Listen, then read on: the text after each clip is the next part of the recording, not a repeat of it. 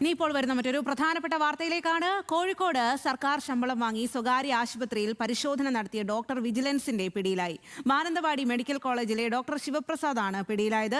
കോട്ടയ്ക്കലിലെ സ്വകാര്യ ആശുപത്രിയിൽ 6.5 ലക്ഷം രൂപ ശമ്പളം വാങ്ങുന്ന ഡോക്ടറിന്റെ സർക്കാർ ശമ്പളം 2.80 ലക്ഷം രൂപയാണ്. സ്വകാര്യ പ്രാക്ടീസ് നടത്താതിരിക്കാനുള്ള അലവൻസും കൈപ്പറ്റിയാണ് ശിവപ്രസാദിന്റെ ഇരട്ട ജോലി. പ്രസാദ് ഉടുമ്പശ്ശേരി വിവരങ്ങളുമായി ചേരുകയാണ്. പ്രസാദ്, എന്തായാലും കൊള്ളാം, നല്ലോണം പൈസ ഉണ്ടാക്കുന്നുണ്ട് എന്നുള്ളതാണ്. ഇത്തരത്തിൽ ആളുകളുടെ കണ്ണിൽ പൊടിയിട്ടുകൊണ്ടാണ് ഈ ഒരു ഡോക്ടർ ഇത്തരത്തിൽ പൈസ ഉണ്ടാക്കിക്കൊണ്ടിരുന്നത്. എന്തായാലും ഒടുവിൽ ഇപ്പോൾ വിജിലൻസിന്റെ പിടിയിലായിരിക്കുകയാണ്. എങ്ങനെയാണ് ഇപ്പോൾ വിജിലൻസിന്റെ പിടിയിലായിരിക്കുന്നത്?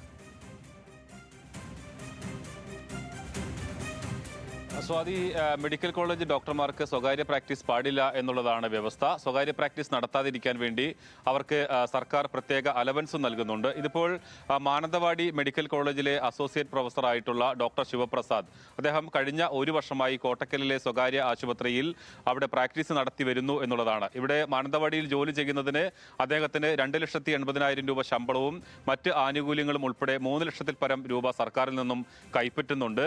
ഇത് വാങ്ങിയാണ് ഒരു ലീവ് പോലും എടുക്കാതെ അദ്ദേഹം കോട്ടക്കലിലെ ഈ സ്വകാര്യ ആശുപത്രിയിൽ ജോലി ചെയ്യുന്നത്. അവിടെ 6.25 ലക്ഷം രൂപ ശമ്പളവും മറ്റ് ആനുകൂല്യങ്ങളുമാണ് കൈപ്പറ്റുന്നത് എന്നുള്ളതാണ്. വിജിലൻസ് കഴിഞ്ഞ കുറെ നാളുകളായി ഈ സംഭവം അറിഞ്ഞതിന് ശേഷം ഇദ്ദേഹത്തെ നിരീക്ഷിച്ചു വരികയായിരുന്നു. കഴിഞ്ഞ 1 വർഷത്തോളമായി ഇവിടെ ജോലി ചെയ്തു വരുന്നു എന്നുള്ളതാണ് വിജിലൻസ് കണ്ടെത്തിയത്. വിജിലൻസ് ഇന്നിപ്പോൾ കോഴിക്കോട് വിജിലൻസ് DYSP KK ബിജുവിന്റെ നിർദ്ദേശപ്രകാരം യൂണിറ്റിലെ മറ്റംഗങ്ങൾ അവിടെ പോകുകയും അവിടെ ഡോക്ടറുടെ ചികിത്സ തേടി പോകുന്നു എന്ന വ്യാജേന അവിടെ എത്തുകയും ഡോക്ടറെ കൈയോടെ പിടികൂടുകയുമാണ് ഉണ്ടായിട്ടുള്ളത്. എന്തായാലും സ്വാതി പറഞ്ഞതുപോലെ വലിയ തട്ടിപ്പാണ്. ഒരേ സമയം സർക്കാരിനെ കബളിപ്പിക്കുന്നു, അതോടൊപ്പം തന്നെ ഇദ്ദേഹത്തിന്റെ ചികിത്സ കാത്തു നിൽക്കുന്ന മാനന്തവാടി മെഡിക്കൽ കോളേജിലൊക്കെയുള്ള ആളുകളൊക്കെ ഉണ്ടാകും.